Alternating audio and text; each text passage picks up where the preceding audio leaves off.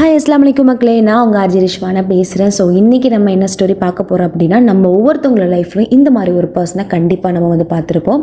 ஒரு அழகான ஒரு காட்டுக்குள்ளார ஒரு அழகான மயிலும் ஒரு நிறைய வாழ்ந்து வந்துச்சு. ரொம்பவே நட்புணர்வோடு தான் வாழ்ந்து வந்திருக்கு. ரெண்டுமே ஒன்றுக்கு ஒன்று நட்பாக பழகி வந்திருக்கு.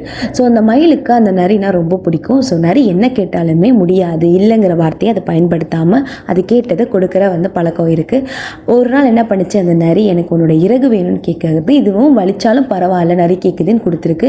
இதே அது தினமும் ஒரு பழக்கமாக எடுக்க ஆரம்பித்து மயிலோட ஒவ்வொரு இறகுமே பிக்க ஆரம்பிச்சிருக்கு. கடைசி இறகு வரைக்குமே அது கேட்டிருக்கு.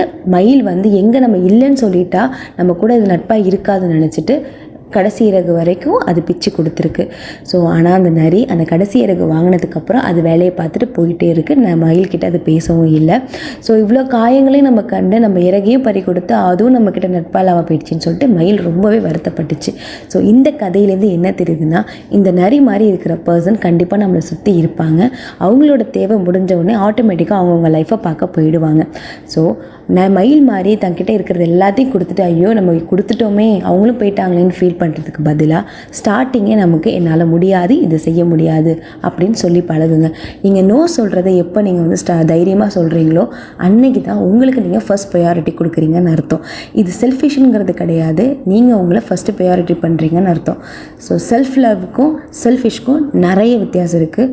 மற்றவங்க உங்களை காயப்படுத்தாமல் எடுக்கிறதுக்கு இது ஒரு முக்கிய அரணாகவே இருக்குது. ஸோ உங்களுக்கு ரொம்ப பிடிச்சவங்க உங்ககிட்ட ஒரு விஷயம் கேட்குறாங்க அப்படின்னா அந்த விஷயம் உங்களை காயப்படுத்தும் அப்படின்னு உங்களுக்கு தோணுது அப்படின்னா அந்த விஷயத்துக்கு தாராளமாக நோ சொல்லி பழகுங்க. ஸோ இந்த ஸ்டோரி உங்களுக்கு பிடிச்சிருக்குன்னு நம்பிக்கிறேன். ஸோ நெக்ஸ்ட் ஸ்டோரியில் பார்க்கலாம். அஸ்ஸலாமு அலைக்கும்.